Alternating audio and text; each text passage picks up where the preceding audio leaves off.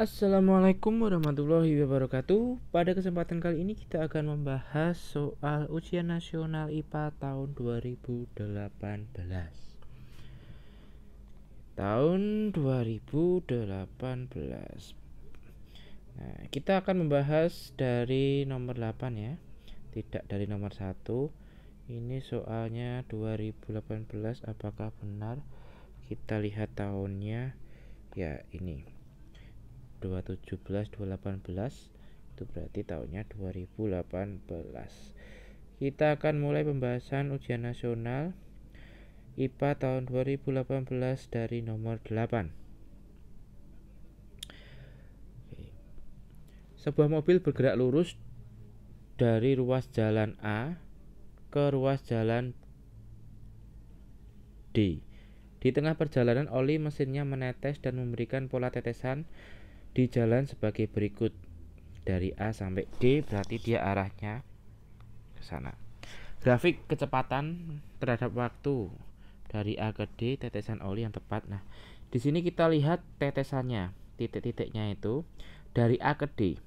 Berarti di sini jaraknya makin lambat, ya kan? Jaraknya makin dekat ya, jaraknya makin dekat, maka mobilnya makin lambat. Terus kemudian stabil. Habis stabil, titik-titiknya jaraknya makin jauh lagi. Berarti dia pelan, stabil, cepat. Pelan, stabil, cepat berarti yang A. Semakin dekat titik-titiknya, maka kecepatannya makin pelan. Selanjutnya nomor 9. Sebuah balok bermasa 3 kilo diberi gaya F dan bergerak dengan percepatan 2 meter per second kuadrat seperti gambar. Balok tersebut kemudian ditumpuk balok lain yang masanya 2 kilo. Percepatan sistem balok dengan gaya F yang sama terjadi. Nah, awalnya itu 3 kilo ya. Percepatannya 2. Berarti F-nya berapa? Nah, F sama dengan M kalikan A. M-nya itu 3, A-nya 2. Berarti F-nya itu 6 Newton. Di sini F-nya 6 Newton. Kemudian ditumpuk dengan balok lain. Jadi masanya itu tadinya 3. Kemudian ditumpuk 2. Jadi dia ditambah 2. Jadi 5 kilo. Nah, percepatannya berapa? Nah, A sama dengan F bagi M. F-nya tadi 6, M-nya 5 ya, karena ditambah 2 kilo. Jadinya berapa Ki? 6 per 5 itu 10,2 meter per second kuadrat. 1,2. Nomor 10. Pembahasan ujian nasional IPA tahun 2018. Untuk nomor 10, buah kelapa jatuh dari pohon seperti gambar. Nah, di situ ada hanya ya, hanya 20 meter. Energi kinetik saat kelapa yang masanya 2 kilo berada di ketinggian 4 meter dari tanah adalah yang ditanyakan EK ketika 4 meter dari tanah. Yang ditanyakan seperti itu. Nah, kita harus tahu bahwa energi itu dimanapun tempatnya itu sama. Kita bisa cari energinya di ketinggian paling tinggi ya. Nah, berarti pada ketinggian 20 meter kita cari E, P-nya sama dengan MGH. M-nya tadi 2, G-nya 10, H-nya 20. Jadi di sini 400 Joule. Totalnya atau energi totalnya 400 Joule. Karena EK-nya pada ketinggian 20 itu 0. Kalau totalnya 400 Joule, berarti yang ditanyakan ketika EK 4 meter dari tanah, nanti di sini ya, 4 meter dari tanah. Itu berapa? Nah, kita cari EP ketika 4 meter. Nanti MGH. M-nya 2, G-nya 10, H-nya jadi 4. Ketemu 80. Nah, jadi EK-nya itu 400 kurangi 80 ketemunya 320 Joule EK-nya. Apakah ada? Ada, yang C. Kita lanjut nomor 11. Perhatikan gambar bidang miring yang memiliki keuntungan mekanis sama. Keuntungan mekanis kita singkat KM ya. S per H. Nah, kita cari satu-satu. S per H 3/2 1,5.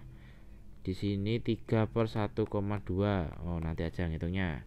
Di sini 4/2 2. Di sini 5/2 2,5. Yang sama itu 1,5.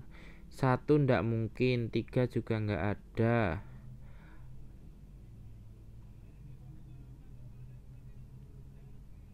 Tiga nggak ada, berarti 2 dan 4 dadu. Meskipun kita belum ngitung ini ya, kalaupun dihitung pastilah sama. Nah, gitu cara jawabnya. Selanjutnya nomor 12. Perhatikan tabel kalor jenis berikut. Logam X bermasa 4,2 kg dipanaskan hingga suhunya 140, kemudian dimasukkan ke dalam 9,2 kg air yang suhunya 30. Setelah beberapa saat terjadi keseimbangan, suhu akhirnya 40 derajat Celcius. Bila diketahui kalor jenis airnya 4200, ya jelas ya, maka dapat disimpulkan bahwa mencari jenis logam X. Di sini berarti kita apa? Asas black. He sama dengan he. Jadi di sini MC delta T sama dengan MC delta T. Di sini punyanya logam, di sini punyanya air, gitu ya. Boleh dibolak-balik. M logam 4,2, C-nya dicari. Delta T-nya itu berarti 140 kurangi 40 sama dengan M-nya air ya, 9,2, C-nya 4200, delta T-nya berarti 40 minus 30. Di sini 4,2 kali C kali 100. Satunya berarti 9,2 kali 420 kali 10 sama dengan berapa ini? 420 C. Di sini 92 kali 420.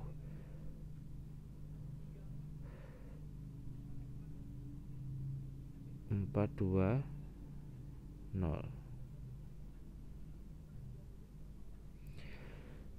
Sebentar 100 1 2 420 ya. Ini 4200 ya. Lewat. Ini 4200. Berarti kita pindah ke sana. Dicoret-coret 42-nya berarti C sama dengan 92 kali 10. 920. Ada enggak 920 punyanya aluminium? Berarti A.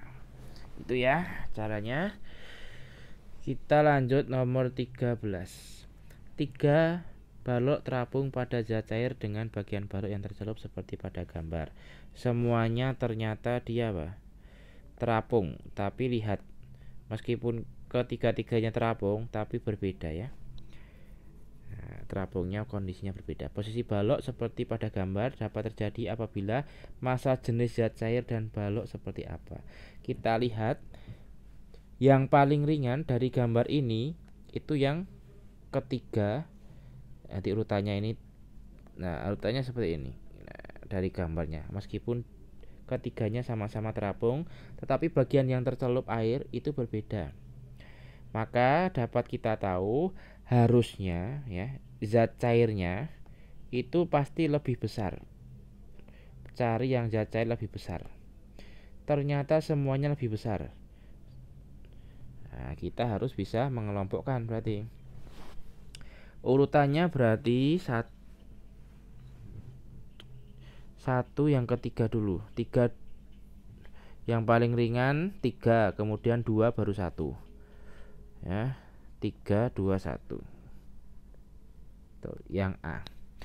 Kenapa yang A? Kita lihat yang B. Di sini balok ketiga 500, balok 2 450. Ini salah. Harusnya balok 3 itu lebih ringan daripada balok 2. Nah, yang C salah kenapa?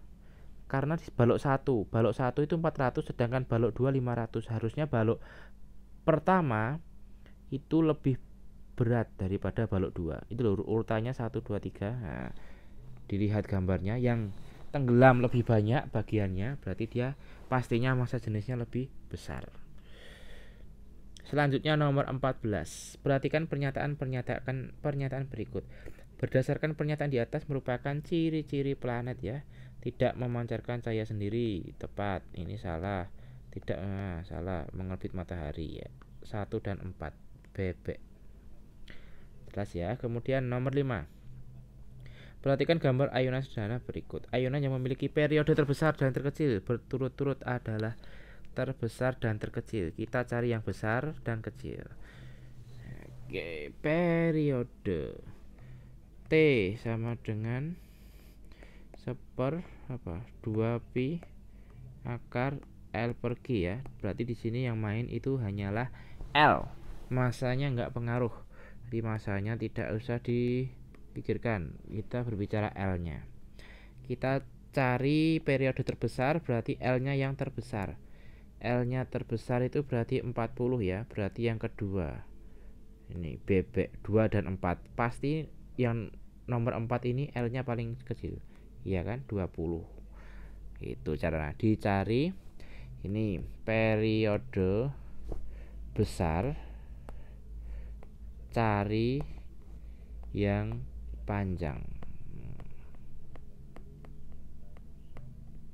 Nah, periode besar cari yang panjang.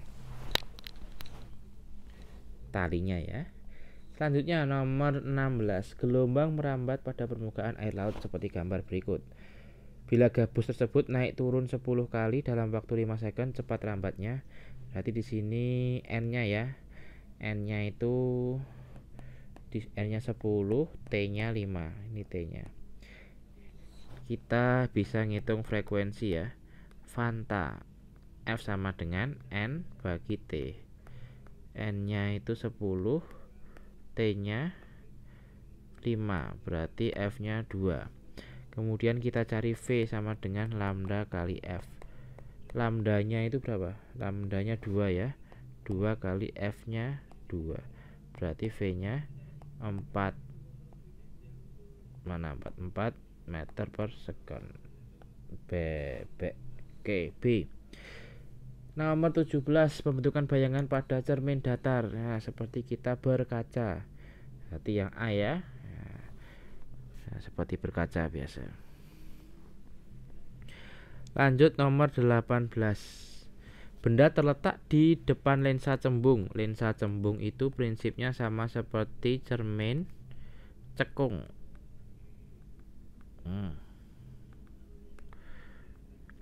Oke, di sini ada SO. Ini SO ya. SO jarak benda sama SI jarak bayangan.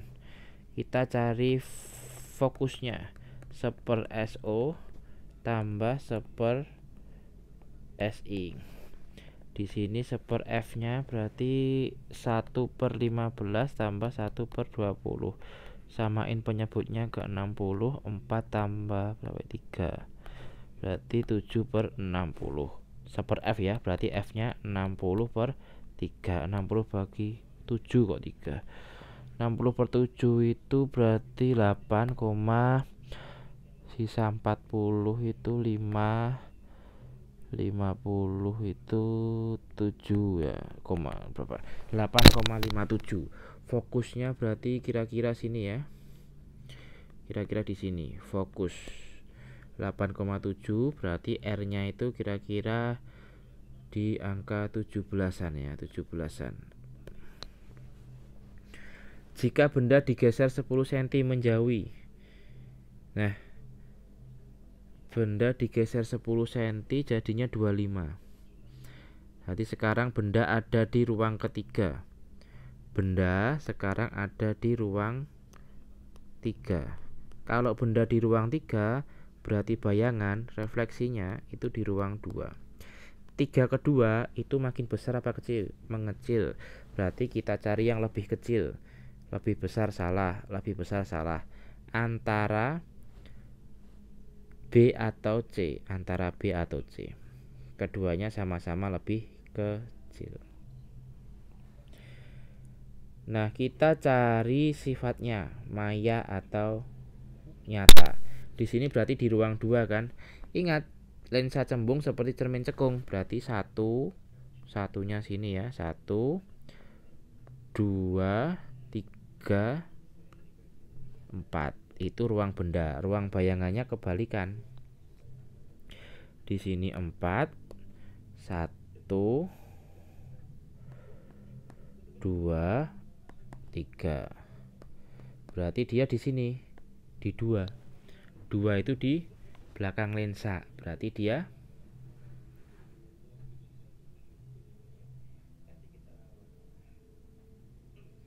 bentar, maya nyatanya ditulis ya. Nyata maya nyata maya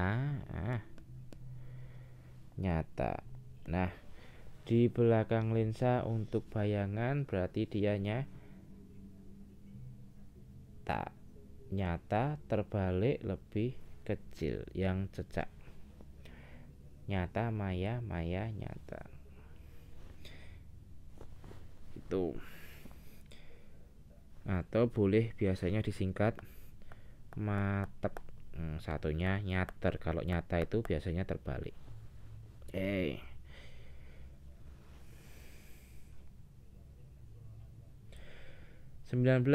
Seorang melakukan percobaan resonansi seperti gambar berikut. Sebuah garpu tala digetarkan di tabung sambil mengisi tabung dengan air sedikit demi sedikit. Ketinggian air mencapai 10 cm. Terdengar suara garpu tala yang sangat keras. Berdasarkan data tersebut dapat diketahui panjang gelombang bunyi garpu tala di udara adalah. Nah, nyari L itu kan 1/4 lambda ya. Di sini padahal L-nya itu kan 30 kurangi 10 ya, 20. Berarti 20 sama dengan 30-nya dari sini ya, 10-nya ini ya. 20 1/4 lambda. Berarti lambdanya itu 20 kali 4 80. Lambda atau panjang gelombangnya 80. Ini dasarnya. Nomor 20. Perhatikan gambar muatan listrik. Pada posisi tersebut terjadi gaya tolak menolak sebesar 4 Newton. Kemudian kedua muatan benda diperbesar menjadi 2 kali semula dengan jarak diubah menjadi 10 cm. Besar gaya tolak menolak. Tadinya berarti kan nyari F sama dengan K hi per R kuadrat. Nah, dasarnya gini. Berarti dicari yang pertama itu berarti Hi kali Hi per 5 kuadrat sama dengan Hi kuadrat per 25. Ya toh? Ini besarnya berapa? 4 Newton. Sekarang kalau jadiin 2 kali 2Hi kali 2Hi per 10 kuadrat, jadinya 4Hi kuadrat per 100. Dari Hi kuadrat per 25 menjadi 4Hi kuadrat, corek-corek. Nah, satu tinggal 1/25 menjadi 4/100. Dikali berapa kira-kira? Dikali 4. Nah, berarti tadi dikali 4 berarti 4 Newton. Kemudian kita kalikan 4, ketemu 16 Newton. Nomor 21. Nah, ini soalnya apa? Rangkaian yang mengalirkan arus listrik terkecil. Nyari I ya. I sama dengan V bagi R. Nah, ini R-nya harus dihitung dulu nih. R-nya berarti di sini 90 1/15 tambah 1/90. 1 1 2 3 4 5 6 6/90. 90/7.